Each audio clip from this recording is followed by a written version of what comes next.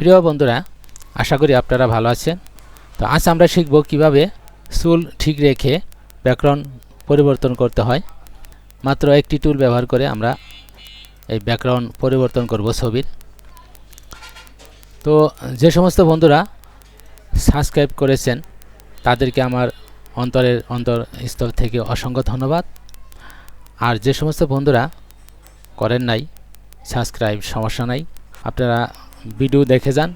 যদি ভিডিও দেখে মনে হয় যে সাবস্ক্রাইব করা দরকার তো করবেন, আর যদি মনে হয় যে আমি ভিডিওটি সাবস্ক্রাইবের যোগ্য নয়, করবেন না, সমস্যা নাই। আমার ভিডিও দেখে যদি আপনারা উপকৃত হন সেটাই আমার জন্য অনেক কিছু। তো ধন্যবাদ সবাইকে।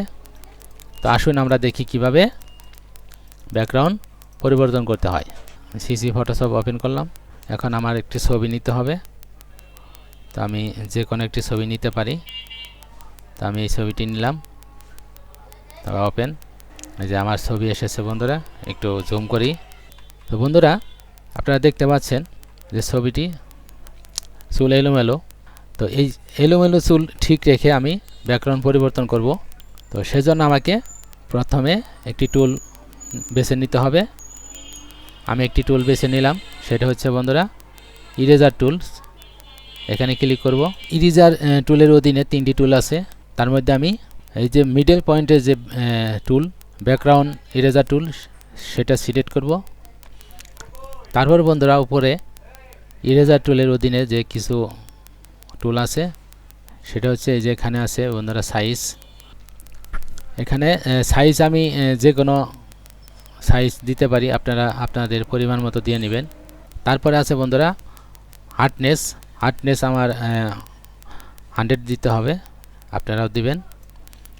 তারপর আছে বন্ধুরা নিচে স্পেসিং, এটা আপনারা 20 বা 21 দিবেন।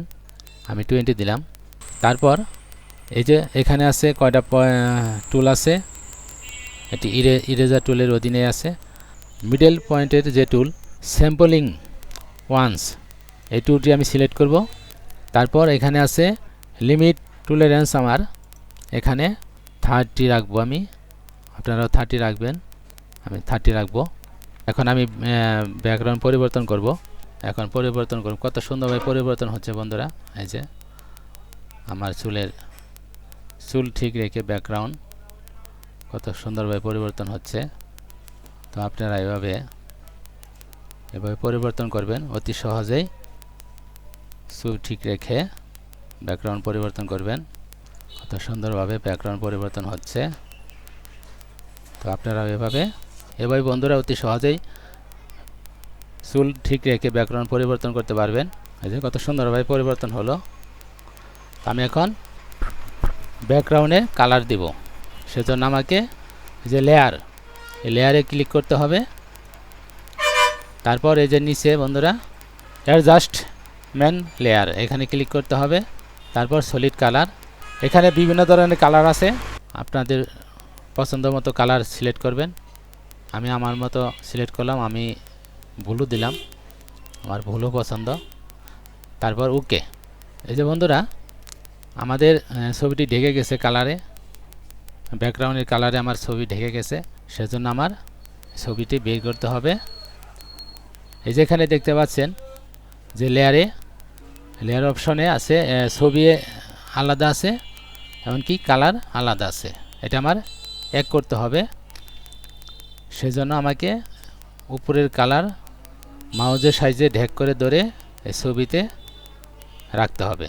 এই যে ছবিতে রাখলাম, আমার কালার চেঞ্জ হলো, আমার ব্যাকগ্রাউন্ড পরিবর্তন হলো, এমনকি ছবিও সুন্দর দেখা যাচ্ছে। তো আমি এখন সেভ করব, সেজন্য আমাকে ফাইল এখানে সিলেক্ট করতে হবে। তারপর সেভ অ্যাজ এখানে যেতে হবে। তারপর বন্ধুরা জিপিজি করতে হবে, জিপিজি।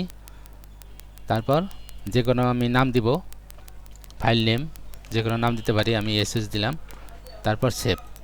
এই যে বন্ধুরা আমার ছবিটি সেভ হয়েছে সুন্দরভাবে। তো আপনারা এইভাবে অতি সহজেই যে কোনো ছবি ব্যাকগ্রাউন্ড পরিবর্তন করতে পারবেন। তো আজ এ পর্যন্তই। সবাই ভালো থাকেন, সুস্থ থাকেন।